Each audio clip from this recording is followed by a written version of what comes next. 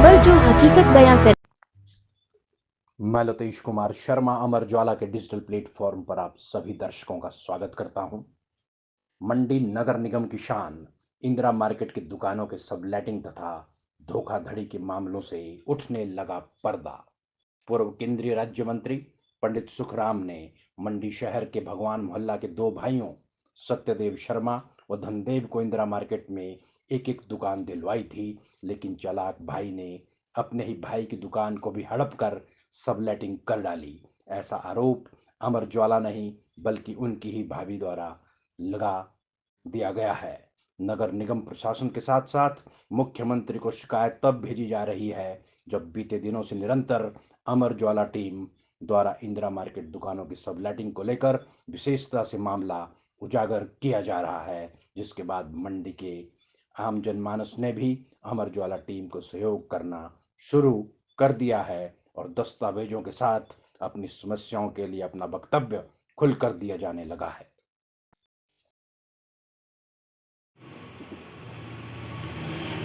जी नमस्कार जी। माता जी, क्या नाम है आपका? मीरा देवी जी। जी मीरा देवी जी। मीरा देवी। क्या समस्या बता रही है आपको? वो हमारे बताया को दी थी जी दुकानें।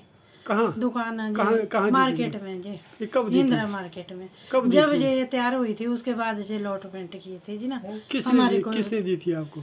श्री सुखराम जी ने। अच्छा, क्या मांगने पर दी थी या ऐसे बोला आपको ना कि आप यहाँ? भाई रोजगार मैं करती थी जी कचौरी का काम। कहाँ करते थे आप चोरी का काम? मैं पार हॉस्पिटल रोड में। अच्छा हाँ जी। फिर उन्होंने बोला भाई दुकान मिलेगी तो मैं तेरे को दिलाऊंगा भाई। हम्म, फिर दिलाई भी, फिर दी नहीं मेरे को। मैं उनको बोला मेरे देवर को। क्या नाम है आपके देवर का? धनदेव जी। वो क्या करते हैं? कुछ भी नहीं करते, घर में होते हैं जी। अच्छा, तो फिर उनको क्या बोला? एक दुकान भाई तू ले ले, एक भाई मैंने उसको देनी कि नहीं किसको उसको। किसको किसको? इनका नाम लिया जी, श्री सत्यदेव जी। अच्छा जी। भाई उसको देनी मैंने कि नहीं बोल देना भाई दुकान ले लेना। फिर मेरे को बताया नहीं भाई ये दुकान मिली है। फिर बहुत ही दिनों बाद मिले भाई तैन दुकान पर लगाई नहीं। मैंने मुझे तो पता नहीं है भाई जी कहाँ किसने दी दुकान। बोले धनदेव ने नहीं बताई। मैंने ना बस इतना करे बोला, फिर इसको चुप ये हो किसने गए बोला आपको? जी। सुखराम जी ने। और जब आप सुखराम जी से पंडित जी से मिलने गए थे जी तब उन्होंने आपको पूछा या आपने उनको बताया था? ना ना उन्होंने पूछा भाई तेरे को दुकान नहीं दी भाई तो यही है। मैंने बोला कि मेरे को नहीं दी दुकान, मेरे को पता ही नहीं जी आपने दुकान दी है। अच्छा जी। फिर बोले मैंने तो धनदेव के पास बोला था, बोले दी थी आप मिले नहीं थे तो भाई आ ही नहीं सकता तुम्हें, इतना कर बोला जी। फिर मैं चुप हो गई। फिर आपने इस दुकान के बारे में कुछ छानबीन की, मांगने की? बात देवर बात नहीं करता था जी ना वो मेरे घर आते थे ना बात की। पूछा भी है मैंने, एक तो हो गया ऐसा किया बस ऐसा बोला हो नहीं दी। बताया अब क्या चाहते हैं आप? क्या चाहते हैं? मैंने जे दुकान हमारे को मिली है ना उसको दे दो हमारे को। अच्छा, उन्होंने चाहे जिस बहाने दी है वो वैसे दी है, वो उनको पूछो। आपको पता है कि आपको कौन सी दुकान दी गई थी इंदिरा मार्केट में? फर्स्ट फ्लोर में, सेकंड फ्लोर पे? फर्स्ट में जी ऊपरले ऊपर वाली मंजिल में? जी जी। अच्छा बीज भंडार ये दुकान ही हो रहे। फिर ऐसे लाडी रही थी पर जे अच्छा जी। ते दीवारों खो थी जी। अच्छा, फिर तो ऐसा नहीं मेरे को आपने पता। वहाँ जाके जो उस दौरान बैठे थे दुकान पे, नहीं आपने उनसे बात नहीं की कि ये दुकान तो हमारे नाम नहीं पे? जी मैंने आपने नगर परिषद में नहीं आपने कहीं बात की थी? इतना दिमाग ही नहीं चला जी भाई हम पूछे किसी को जी ना। हूँ थोड़ी जे हूँ परिवार अंदर बिजी थी, बच्चे पालने, फिर दुकान जाना, फिर स्कूल जाना। कौन से वार्ड से आप? ये 86/9 मकान नंबर अच्छा, मंगवान मल्ला पाया जी, भगवान 9 वाला। नंबर है। अच्छा, हाँ जी। जो पंडित जी बात करते हैं इन्होंने पता नहीं क्या जी, पंडित जी जरा बताएंगे आप कुछ? दौरा वो पूछो जी। मेरे को नहीं मालूम है ये, हमारे पास तो कोई सबूत नहीं, तो हम क्या बताएं। आप करो निकवारी पहले ना जी जी। ठीक। ऐसी मेरे पास सीधा कोर्ट चक्कर अंदर कोई केडम कर दे, तो कोई अच्छा, केडम कर दे, ऐसा कुछ नहीं है। तो अभी क्या कर रहे हैं आप? अभी मैं रोजगार कर रही हूँ जी, सर्विस भी की मैंने तो पेंशन भी नहीं मिली, तो हाँ। फिर से 60 साल की फिर से कर रही हूँ। बिजनेस कितने दिन चलेगा हमारे से। किराया दे रही हूँ 10,000 11,000। अच्छा इसलिए इंक्वायरी करो भाई, जिनकी जो दुकान है वो दो हमारे को ना दुकान। ठीक है हाँ मैडम, जी। ठीक है पंडित जी। तो ये थे जो पीड़ित है इंदिरा मार्केट में। बताया जा रहा है कि इन्हें पंडित सुखराम जी ने अपने जब इंदिरा मार्केट का निर्माण हुआ था उस दौरान इन्हें भी एक दुकान दी गई थी रोजगार करने के लिए, लेकिन किसी कारणवश ये अपनी दुकान पर कब्जा नहीं कर पाए। तो आज इन्हें खुद ही एक छोटी सी दुकान किराए पर 10,000 किराया बताया जा रहा है यहाँ पर। इस 10,000 किराए के साथ अपना जीवन यापन करना पड़ रहा है। सुभाष ठाकुर, अमर ज्वाला, मंडी मार्केट। जी मंडियाल जी, आपसे हम ये जानना चाह रहे हैं कि जो इंदिरा मार्केट की जो सबलेटिंग का जो मामला आजकल खूब गरमाया हुआ है, उस पर आप अपने एक अधिवक्ता, वरिष्ठ अधिवक्ता होने के नाते कुछ एक अपना वक्तव्य जारी करें। देखिए, इंदिरा मार्केट व्यवसायिक परिसर में जो दुकानें थी उसका आवंटन जो है मंडी तत्कालीन मंडी नगर परिषद के द्वारा किया गया था और अब ये मंडी नगर निगम के पास है।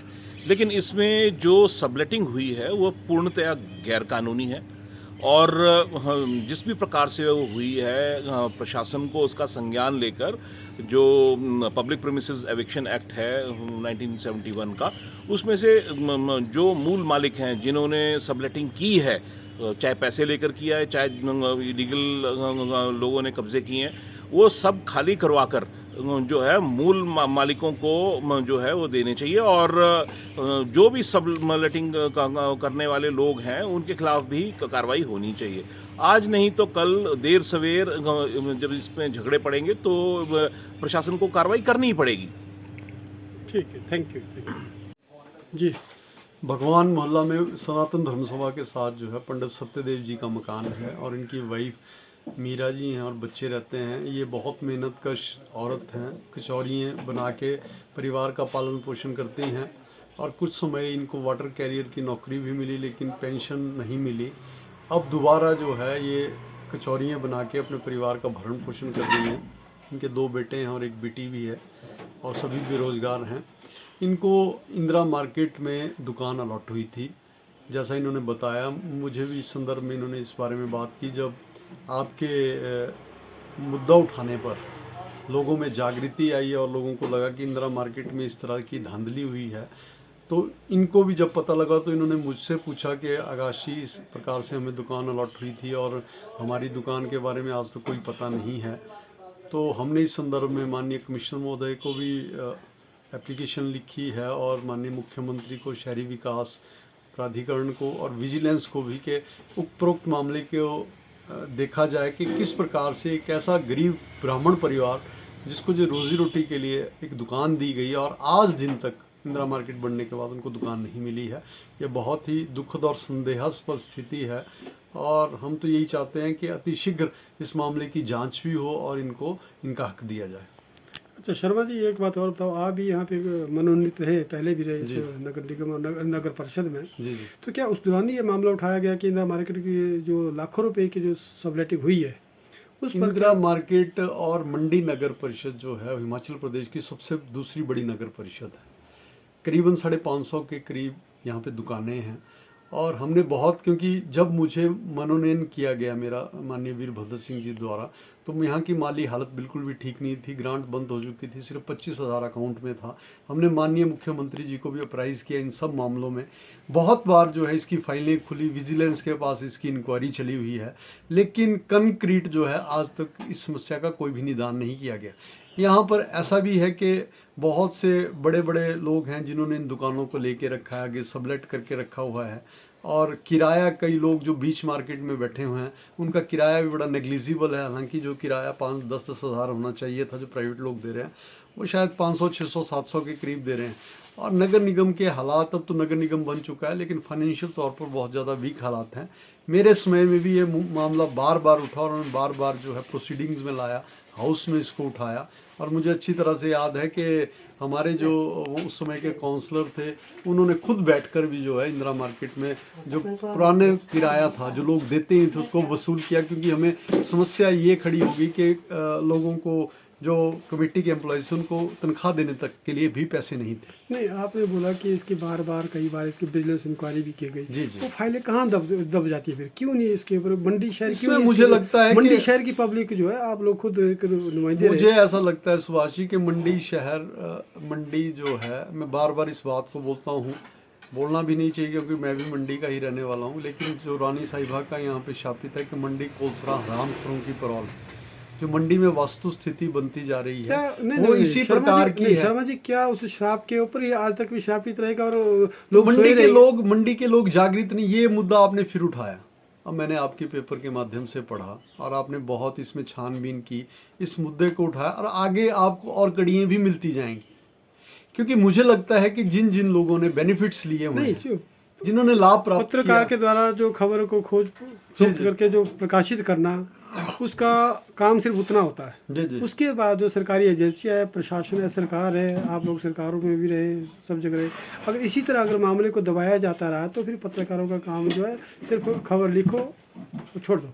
सुभाष जी, मैं आपको बोल रहा हूँ ये मुद्दा बहुत ज़्यादा पुराना है। अगर आप विजिलेंस में भी पता करेंगे तो मुझे लगता है बहुत पुरानी ये फाइल्स बनी हुई है, लेकिन वो दबी हुई है। उसके दबी बारे हुई में उसके क्या बारे में कारण है? फाइलों दबाने का क्या कारण हो है? सकता है कि इन्फ्लुएंस लोग जो इसमें इन्वॉल्व रहे हों, उन लोगों ने जो है इसको दबा के रखा। Thank you.